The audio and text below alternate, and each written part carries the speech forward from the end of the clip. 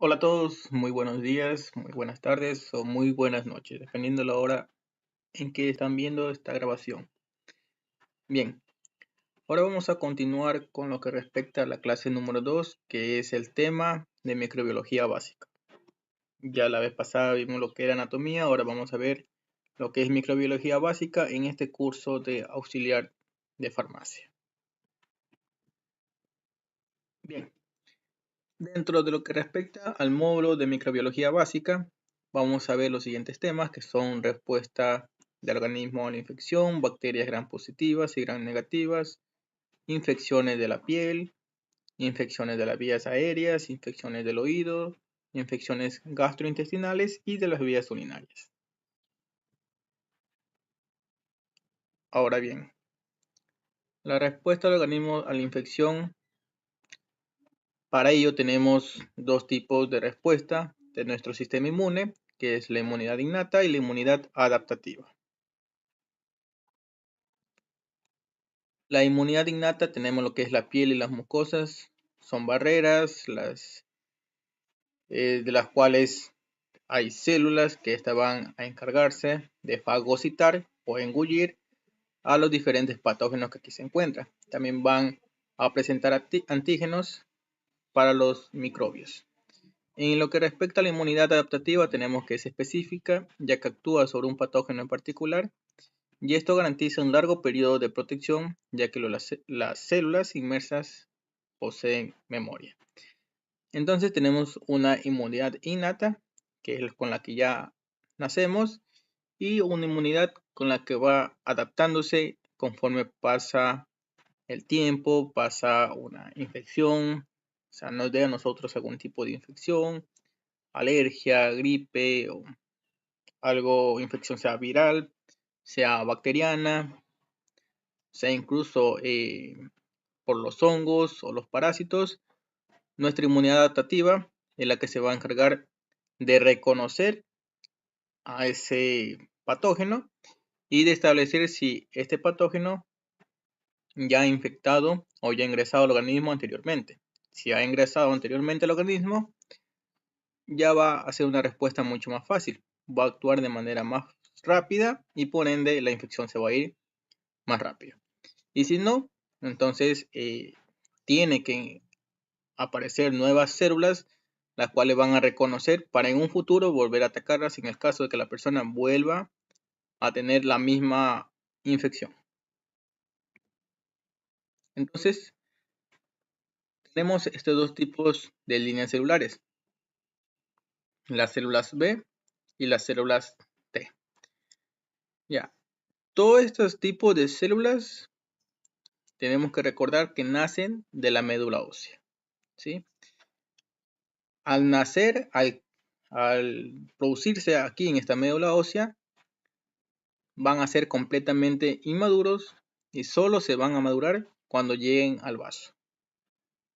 ¿Ya? Entonces tenemos que las células B y ellos van a madurar en el vaso, las células T van a madurar en el timo, ¿sí? Entonces tenemos que siempre saber que ellos tienen su maduración en ciertos lugares. Aquí, como podemos ver, que es en el caso de que llega a haber un patógeno que ha ingresado al organismo, los que se encargan de diferentes tipos de células es producir antígenos para este invasor.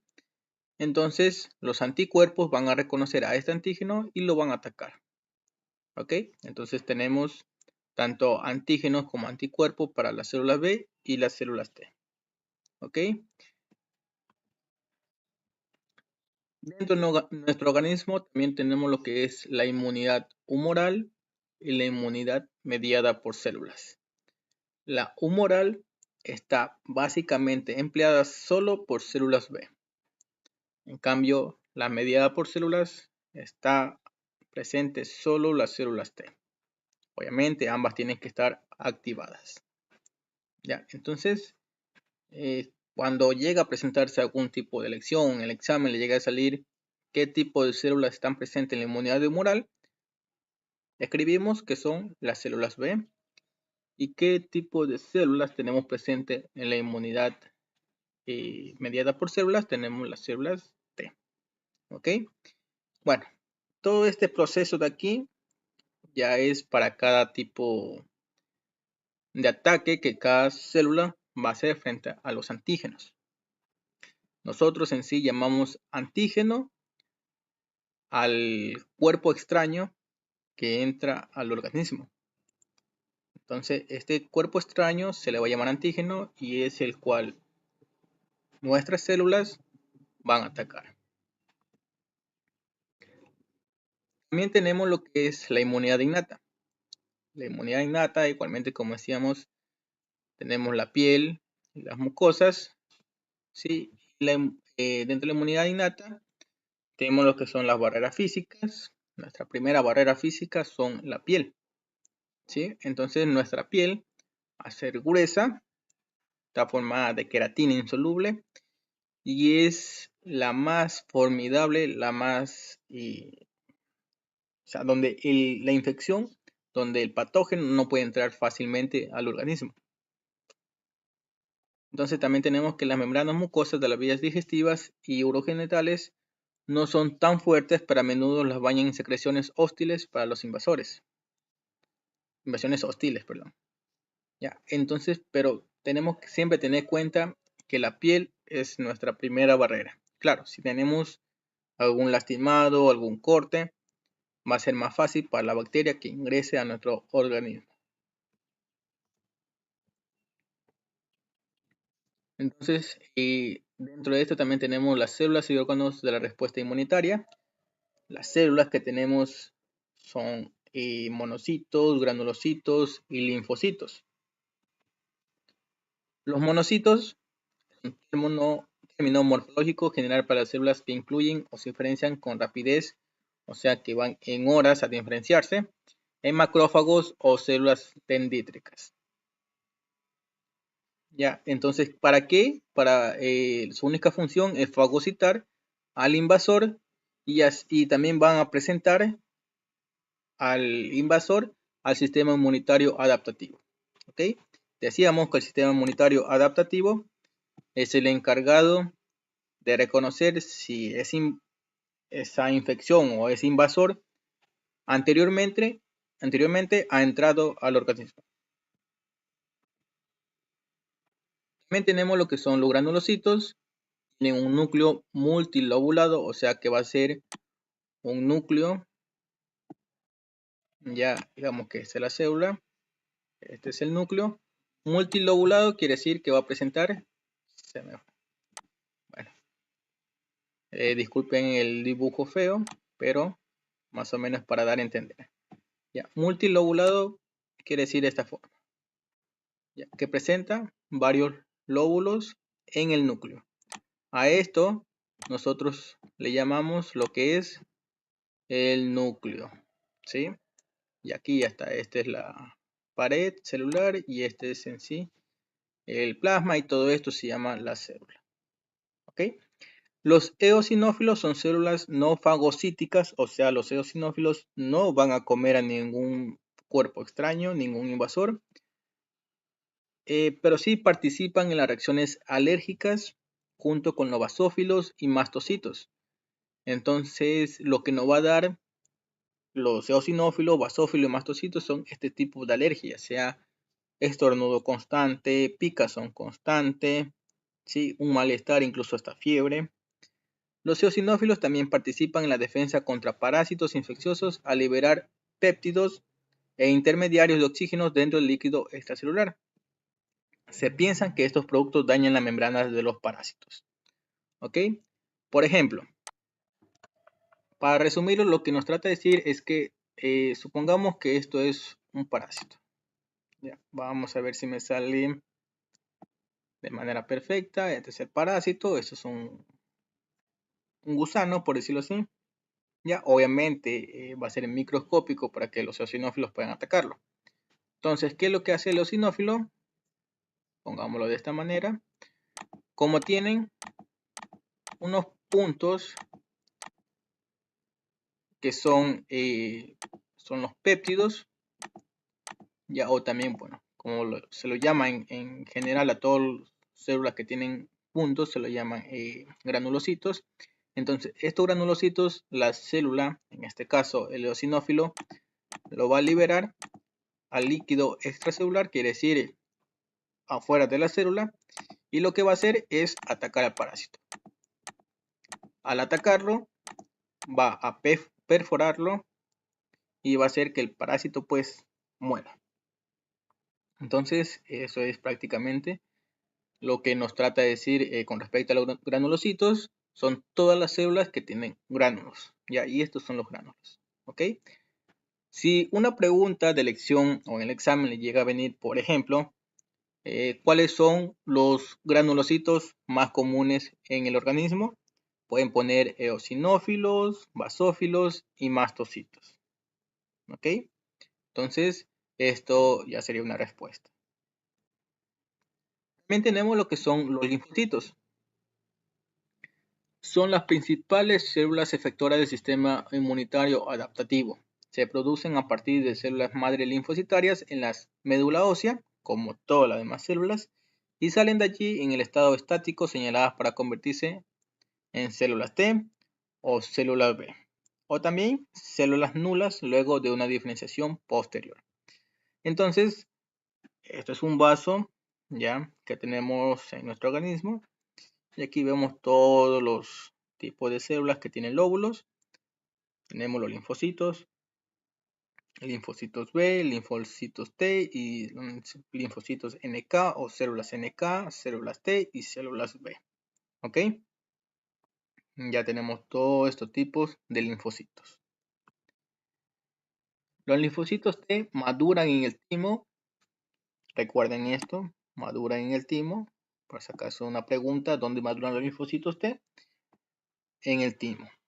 Y luego circulan esperando su activación. Dicha activación da por resultado la producción de citocinas, que son moléculas efectoras para múltiples inmunocitos y células somáticas. ¿Okay?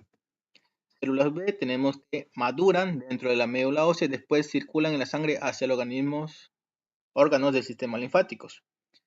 En estos sitios es posible que se activen para convertirse en un plasmocito que produce anticuerpos. ¿Okay? Aquí, aunque la respuesta dice dentro de la médula ósea, ¿ok? Y después hacia la sangre,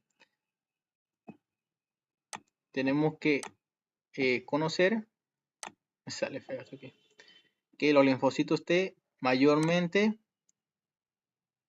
vamos a encontrarlo, lo voy a poner así grande, en el vaso.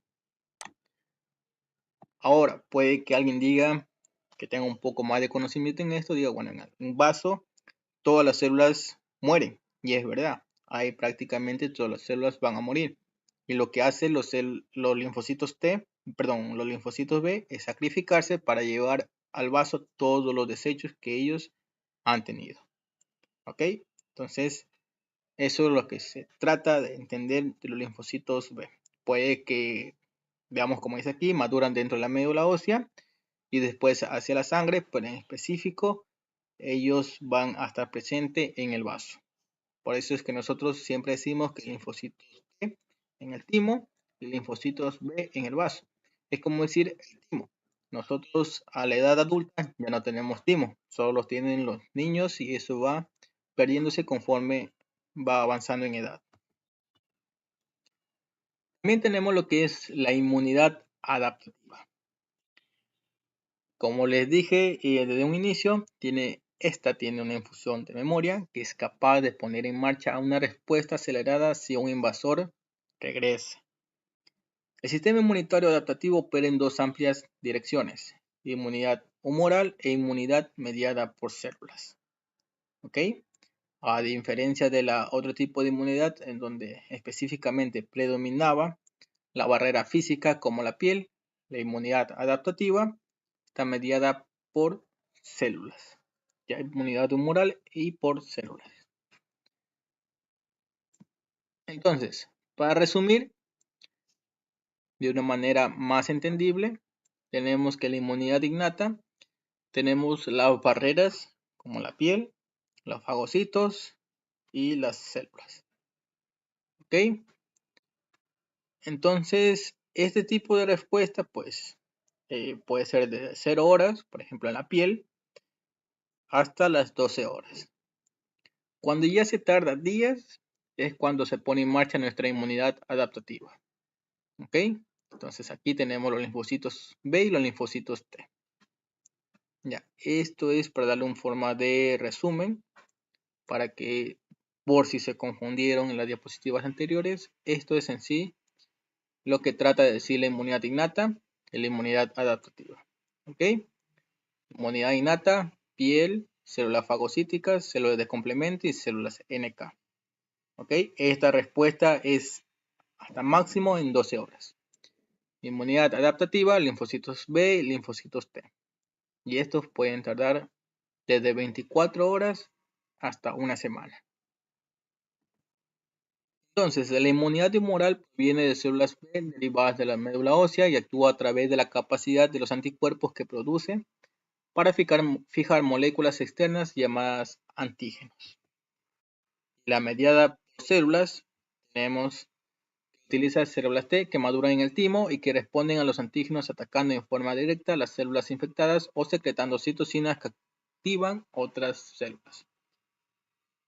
Aquí en farmacia nosotros tenemos lo que es el Timocel. El Timocel son ampollas bebibles que es para esto mismo, para fortalecer las defensas. Nunca vamos a encontrar un medicamento, sea natural, para subir las defensas, a no ser que nos estemos inyectando eritropoyetina. Pero esa eritropoyetina le inyecta o su dosificación está medida solo por el médico. Nunca lo podemos o no podemos nosotros inyectar porque puede hacernos más daño que bien. La producción de anticuerpos lo voy a resumir de la siguiente manera. El antígeno entra al organismo, o sea, el invasor, el organismo va a reconocer al antígeno, las células reconocen al invasor, estas células van a emitir unas señales, se van a producir anticuerpos y va a haber una respuesta innata y una adaptativa. Como decíamos, la innata es en horas y la adaptativa es en días. Se va a producir todo tipo de células. Las que más se van a producir son los glóbulos blancos, células blancas, y va a haber una liberación de histamina, que es lo que nos va a producir la alergia, el picazón, ya incluso hasta fiebre, y va a haber un ataque al antígeno. ¿Okay? Posteriormente también va a haber una fagotización, que significa cuando las células van a comerse a todos estos invasores. Un ejemplo de esto tenemos, por ejemplo, en el virus del COVID, que hemos venido teniendo desde el 2020. Entonces, esta célula va a tener o va a aparecer en su superficie unos receptores en donde van a venir a unirse los anticuerpos. ¿Ok? Los anticuerpos se van a unir, ¿ok? Tanto al virus, o puede ser cualquier tipo de bacteria también, y según su forma, como pueden ver, tiene una forma circular y esto también tiene una forma circular, entonces va a añadirse aquí. ¿Ok? Y una vez que esta célula la reconoce, se va a abrir y a producir un proceso de invaginación o va a haber un proceso de fagotización. ¿Ok? Y esto es en sí un resumen de la forma de atacar de la célula. También tenemos las bacterias gram positivas y gram negativas. Una diferencia importante en estos dos tipos de bacterias es que su peptidoglicano en las gram positivas es más grueso. Además que las gram positivas carecen de membrana externa o esta va a ser muy fina. Okay. Por ejemplo, mire, aquí en este caso tenemos que el peptidoglicano en gram positivos es mucho más grueso que en gram negativo. Aquí en el gram negativo hay presencia de membrana externa, en gram positivo está nula. La membrana plasmática o citoplasmática, aquí vamos a tener presente, al igual que en la gram negativa. ¿Okay? Y esto es en sí, es como vamos a ver o a diferenciar este tipo de bacterias. Gram positivo en una tinción de gram es de color azul. El gram negativo en una tinción de gram es de color rojo o violeta.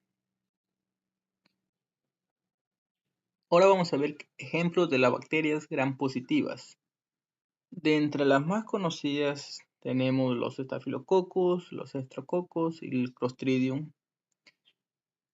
El Staphylococcus y el Streptococcus son bacterias que la podemos encontrar en nuestra piel, en las mucosas. Y bueno, en sí, un ejemplo de lo que muchas veces nosotros encontramos en diversas páginas en internet y es la que vamos a tener en cuenta ahora. Por ejemplo, en el caso de lo que vemos señalados, tenemos que algunas bacterias, por ejemplo, la E. coli, la vemos aquí como gram positiva, cuando en sí la E. coli es gram negativa. También tenemos, por ejemplo, el bacilli. Le puse en este caso que varía porque hay libros que ponen como gram positivo y otros libros la ponen como un gram negativo. Entonces, en el caso de la E. coli, sí. De ahí lo demás, todos son bacterias que pertenecen a la familia de las gram positivas. Ahora también vemos la E. coli, Salmonella, Haemophilus, que como le dije en la diapositiva anterior, son bacterias gram negativas. En este caso, la E. coli, la encontramos muy común en el estómago. Es una bacteria muy común en el estómago, que las veces que cuando nuestro sistema inmune o nuestro estómago en sí se comience a alterar, sea por una hipersecreción de ácido o poca secreción de ácido, es cuando la E. coli va a comenzar a reproducirse de una forma muy rápida. La salmonela la encontramos en los que son los productos de mar o también en el caso de los huevos cuando no son bien lavados. ¿Sí? También tenemos, bueno, otro tipo de bacterias como las que vemos aquí. Y en este caso, el Clostridium, el Staphylococcus y el Streptococcus son bacterias gram positivas que, como lo dije, muchas de las veces nosotros encontramos y nos podemos confundir que cierto tipo de bacterias lo ponen en diferentes grupos. En este caso, las bacterias que aquí están señaladas son gram positivas y las que no están señaladas son gram negativas. Esto para que lo tengan en cuenta. Entonces, ahora vamos pues por las infecciones más recurrentes. Como en el ejemplo de un arañazo de gato, tenemos que el causante de una infección por un arañazo de gato es la Bartonella henselae, que es una bacteria gram negativa. Las infecciones más recurrentes en la piel, muchas de las veces se deben al Staphylococcus aureus, que es una bacteria gram positiva.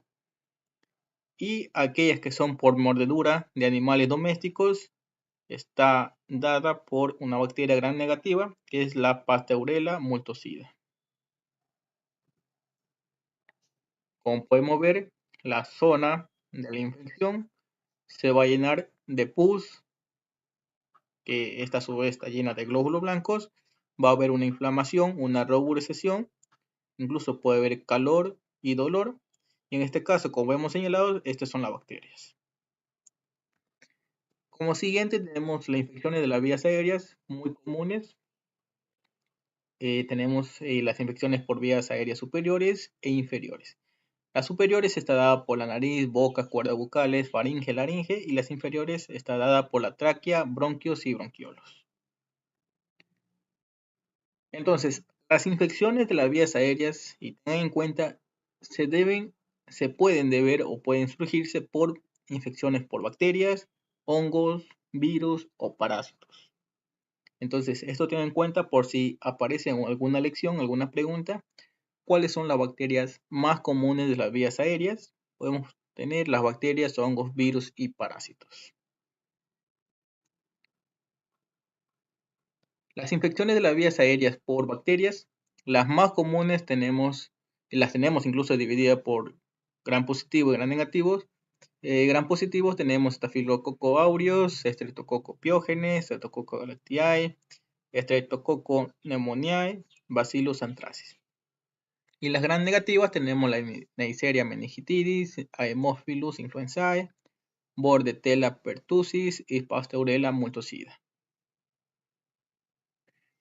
Esto tenemos que tener en cuenta. Una de las infecciones, lo más común es que cuando ocurre una infección se llegue a llenar de líquido los bronquiolos. Entonces por eso es que la persona comienza a respirar más agitadamente, una tos más aguda, más molestosa, se cansa más rápido y bueno, se debe a todo eso y eso hay que tratarlo. Esta siguiente imagen tenemos que tener muy en cuenta. Cuando nos llega un cliente a farmacia, nosotros tenemos que tener una intuición al momento de preguntar al cliente qué es lo que tiene para poder recomendar un fármaco sin que pueda alterar un cuadro significativo. En este caso, tenemos dos imágenes, las cuales la una está dada por una infección bacteriana. Podemos ver aquí la pus que se está formando y una inflamación. Y una infección viral, muchas de las veces solo se produce así, la persona tiene poca fiebre, existe también un malestar al momento de tragar, pasar la comida o el agua, pero es una infección viral. Aquí es cuestión del médico que envíe un fármaco, un antibiótico. Nosotros en farmacias solo tenemos que remitirnos a tratar los síntomas por enviárselo paracetamol, ibuprofeno, dependiendo si no es alérgico también. En el caso de aquí, al paciente o al cliente hay que decirle que solo se puede tratar con paracetamol o ibuprofeno. No se puede tratar más porque este caso ser una infección viral, el virus desaparece de 5 a 7 días. Aquí en este caso, una infección bacteriana, tenemos que recomendarle que asista al médico. Muchas de las veces vemos que en farmacia es muy común que envíen lo que es acitromicina, lo que es amoxicilina o amoxicilina más ácido clavulánico, que son fármacos muy buenos, pero que tiene que ser dado o recetado por un médico. Recordemos que en el Ecuador, toda farmacia que llegue a expedir fármacos antibióticos tiene que hacerlo bajo receta médica. Esa es su obligación, según nos dice la Agencia de Regulación y Control Sanitario, que en este caso es el ARSA. Las infecciones de las vías aéreas por hongos. Tenemos de dos tipos, primarios y tenemos los oportunistas. Los primarios, el Histoplasma capsulatum, el Paracoccidioides brasiliensis, el Blastomyces dermatitidis, el Coccidioides immitis, y aquellos que son oportunistas tenemos el Candida albicans, el Aspergillus fumigatus, Torulopsis gravata y el Pseudo-Alescheria boide. Todos estos tenemos que tener mucho cuidado de que el paciente llegue a presentarlo porque puede causar, así como la diapositiva anterior, llenado de flujo a nivel de los bronquios. El paciente va a estar con una tos muy recurrente. Tenemos que tratar, mejor dicho, aquí lo que tenemos que hacer es recomendar que vaya al médico. Si no vemos un signo o síntoma, recomendar que vaya al médico.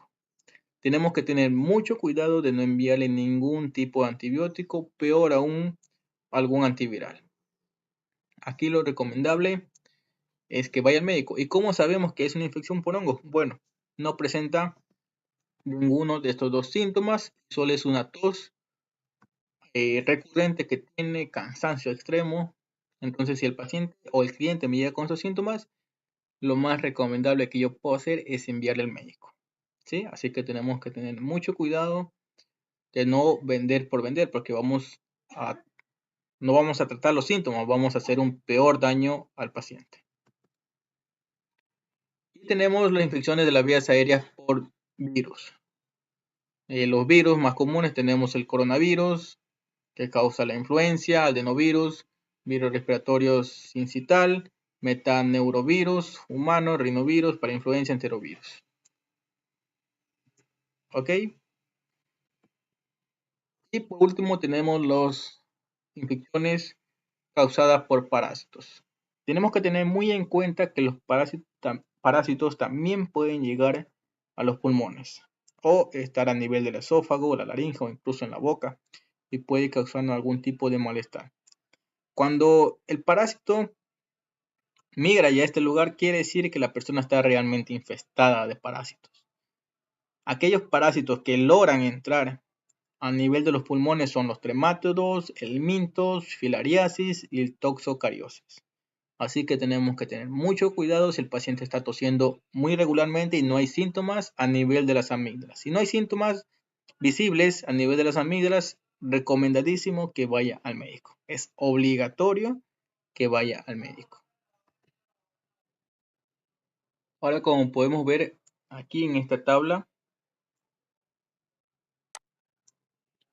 vemos los agentes causales y características básicas del ciclo biológico de los parásitos solamente helmintos. ¿Ok?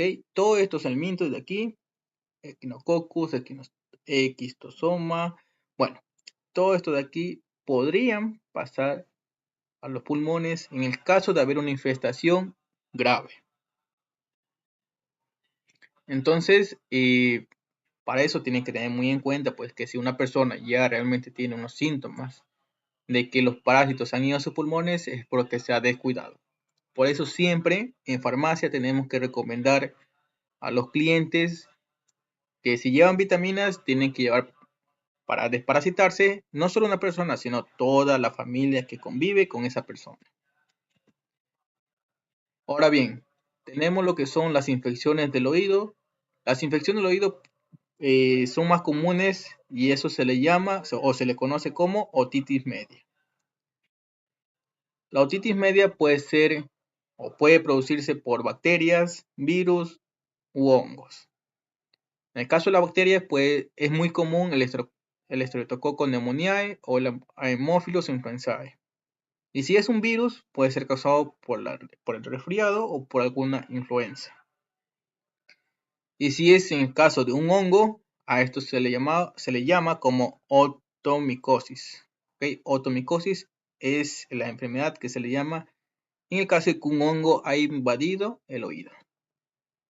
Y bueno, en el caso de que una otomicosis puede verse porque la persona no se limpia bien los oídos. Y bueno, un enganche de ventas en farmacia es recomendar que lleve o puede llevarse cotonetes para una mejor limpieza después de salir de la ducha. Entonces, es la otitis media. Bueno, primeramente el oído medio es todo esto de aquí. ¿Ok? Y una otitis media es cuando todo esto de aquí se ha inflamado. Aquí es cuando el virus, la bacteria o el hongo ha llegado a posarse. ¿Ok? De eso tenemos que tener mucho cuidado. ¿Ok? Porque pueden romperse el tímpano. Y si se rompe el tímpano, la persona no puede oír. Los síntomas de una infección del oído puede ser dolor, mareo, fiebre, náuseas o incluso vómito. Incluso lo más grave podría ser que la persona se desmaye. Porque si recordemos, o mejor dicho, esta zona de aquí es la que controla el equilibrio en el cuerpo. Todo esto aquí controla el equilibrio en nuestro cuerpo. Si todo esto aquí se ve afectado, nuestro movimiento, nuestro equilibrio, nuestra visión se ve afectada. ¿Ok? Entonces, una persona que tenga una infección en el oído puede tener todos estos síntomas. ¿Ok? Y no se va a poder equilibrar bien, va a sentir mareo, va a sentir que ve doble o incluso le duele al llegar a tener un contacto, o sea, al llegar a ver, a abrir los ojos y tiene que estar con los ojos cerrados. Entonces, todos esos síntomas los podemos tratar en farmacia, no. Es recomendable que la persona acuda a un médico. No podemos recomendarle nada, no podemos recomendarle un antibiótico. Eso sería algo muy grave, recomendarle a un paciente con este tipo de malestar una infección, perdón, un antibiótico. ¿Ok? Tenemos las infecciones gastrointestinales, que pueden ser causadas por adenovirus, campylobacter, clostridium, E. coli, Helicobacter pylori, rotavirus, salmonella y shigella y la E. coli 0157H7, ya que esta es una variable de la Escherichia coli de aquí. Los síntomas más comunes son dolor abdominal, vértigo, fiebre, que en algunos casos puede estar ausente, en el caso de una infección viral, acidez estomacal, asientos, náuseas o vómito. ¿Ok? Entonces, lo recomendable siempre que una persona tenga todos estos síntomas, bueno, que asista al médico. ¿Ok? Que asista al médico porque nosotros no sabemos si es una infección viral, si es una infección bacteriana o es porque tiene mucha parasitosis. ¿Ok? No podemos saber. Lo que sí podemos recomendarles como alternativa, y bueno, también será una clase especial en los siguientes módulos, pero para adelantarme lo podemos recomendar enterogermina, multiflora, oscilococino o cualquier otro tipo de medicamento que le pueda ayudar a regenerar la flora bacteriana.